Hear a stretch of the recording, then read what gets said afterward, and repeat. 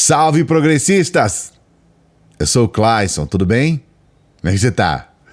Eu vou colocar um assunto polêmico aqui e pode ser que no final você fique chateado ou chateada comigo. Se isso acontecer, eu só vou pedir para você, por favor, para que você avalie a possibilidade de entender que a nossa relação é uma relação de sinceridade. E eu preciso manter o respeito que eu tenho a você em todos os momentos, porque é só assim que eu vou ter o seu respeito. Então, o que eu vou falar aqui é polêmico, é até um pouco ruim de falar, mas eu me sinto na obrigação de falar. Por quê? Porque é o assunto que está acontecendo agora no momento, as pessoas têm feito perguntas para mim e eu acredito que a gente tenha que falar a respeito. Ontem falei bastante em um grupo, numa rede social, e hoje eu achei que eu deveria fazer um vídeo a respeito disso. Há um tempo atrás eu coloquei um vídeo aqui sobre a Carla Zambelli. Ela disse, olha, eu estou fazendo a ozonioterapia, o tratamento de ozônio e tal. E eu fiz uma crítica a respeito disso. Falei, olha, Carla, a Carla, ela quer melhorar em cima de uma terapia que é anticientífica, que não é científica, né? Na verdade, não é anticientífica, é pseudocientífica. E aí, naquele momento, eu vi uma série de comentários aqui no canal, as pessoas ficaram muito chateadas comigo. Ah, Clayson, mas como que você critica? Olha, eu sou de esquerda, eu votei no Lula, eu não apoio a Carla Zambelli, mas o que você falou sobre a ozonioterapia tá errado. A ozonioterapia, eu tenho um amigo que fez curas com ozonioterapia e deu certo, eu mesmo faço a terapia da ozonioterapia e dá certo para mim e tudo mais. E no final das contas, eu falei, bom, devo fazer um outro vídeo para responder? Eu achei por melhor não, pelo menos naquele momento, porque eu percebi que havia ainda uma dificuldade de entendimento sobre o cerne da questão. A ozonioterapia não tem comprovação científica. E por mais que hajam estudos aqui e ali, que exista um ou outro cientista que fale a respeito, para que você tenha uma comprovação científica é necessário a aprovação dos pares. É o mínimo. Ou seja, você faz um experimento e qualquer outra pessoa que utilizar os mesmos métodos que você está utilizando tem o mesmo resultado. O nome disso é método científico. Então, não há essa aprovação dos pares. Ou seja, quando outras pessoas acabam replicando o mesmo procedimento daquela pessoa que diz que tem eficácia, que tem comprovação científica, essa pessoa não tem os mesmos resultados. Então, entende? Não tem como discutir sobre isso. Não tem comprovação científica. Pode ser que daqui a um tempo as coisas mudem e tudo mais. Então esse é o ponto de partida, tá? O segundo ponto de partida, há uma necessidade de ter comprovação científica? Olha, até certo ponto eu até acredito que não. Eu, por exemplo, faço parte de um grupo que é a terapia prânica, que eu faço parte há mais de 20 anos, conheci de perto o mestre, olha meu mestre aqui, ó, tem uma foto dele aqui, ó. Conheci de perto, fiz entrevista, faço os cursos até hoje, as reuniões, as meditações, as curas. E eu não vejo a menor, sabe, assim, mas a mínima necessidade de haver uma comprovação científica, sabe, de cientistas falarem, olha que maravilha, porque aquilo serve para mim, me atende, é importante para a minha vida, faz parte da minha vida real, diária, tá dentro do meu modo de viver e me faz um tremendo bem. É um bem maravilhoso. Mas, de fato, se você olhar dentro do método científico que eu citei aqui, não tem uma comprovação. Então, há necessidade? Não, não há necessidade. Mas aí a gente vai caminhar para um segundo ponto, que é o ponto principal, que é a questão principal da gravação desse vídeo. Nós estamos politizando a ciência. E da mesma forma que eu tenho uma prática que poderia ser chamada de pseudociência, como eu citei aqui para você, eu também sou uma pessoa da academia. Eu sou um professor universitário. Eu entendo como que os processos científicos eles se estabelecem. E eu tenho um respeito pela ciência. E eu quero dizer para você, na minha opinião e no meu ponto de vista, a política ela não está acima da ciência. Não está. A ciência, ela deveria ser uma referência para a política. Mas a política não deve ser uma referência para a ciência em muitos aspectos. Sim, a política ela é estudada cientificamente em cursos, por exemplo, como filosofia, sociologia. Existem desenvolvimento de teses. Não vamos confundir as coisas. Mas o que nós estamos falando aqui é, por exemplo, você colocar uma regulamentação de algo científico dentro da Câmara de Deputados, dentro do Senado. Isso não deve acontecer em nenhuma hipótese. E eu quero dizer para você por quê. O processo político, ele é completamente distinto do processo científico.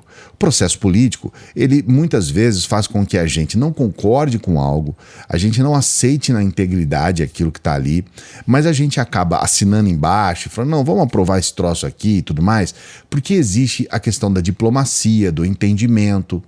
A política tem isso, e isso dentro da política é salutar, isso é positivo.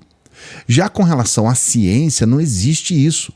Se você executa um método científico e você não tem o resultado, você não pode dizer, eu achei aquela pessoa gente fina, então eu vou colocar sim no resultado. Isso não existe. Então nós não podemos permitir que uma questão que é puramente científica esteja dentro do escrutínio de políticos. Mesmo porque se a gente for olhar esse congresso ele é formado por 90% de totais imbecis. Não são apenas pessoas ignorantes, são pessoas que agem a partir da ignorância.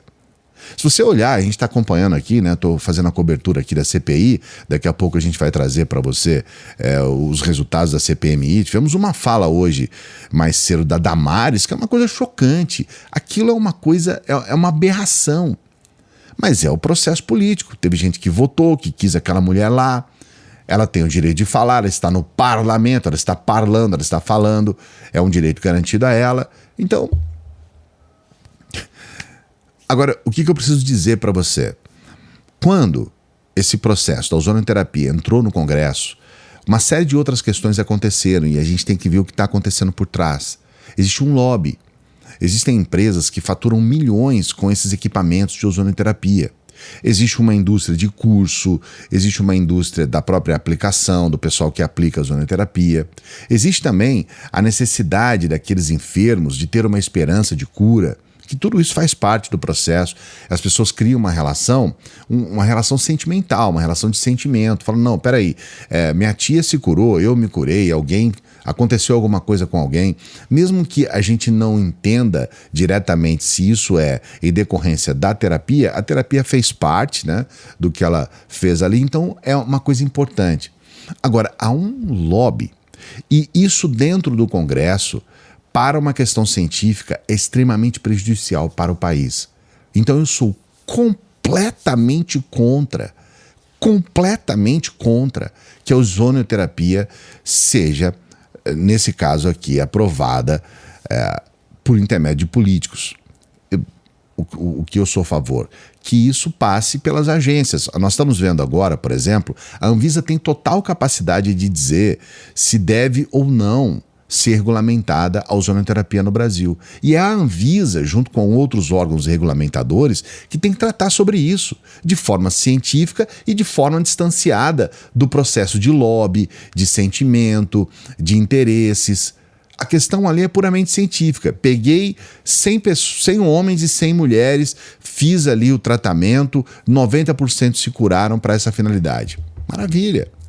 Não, 30 pessoas de 200 se curaram. Opa, peraí, não é assim. O efeito placebo é quase isso. Então, o que aconteceu ontem?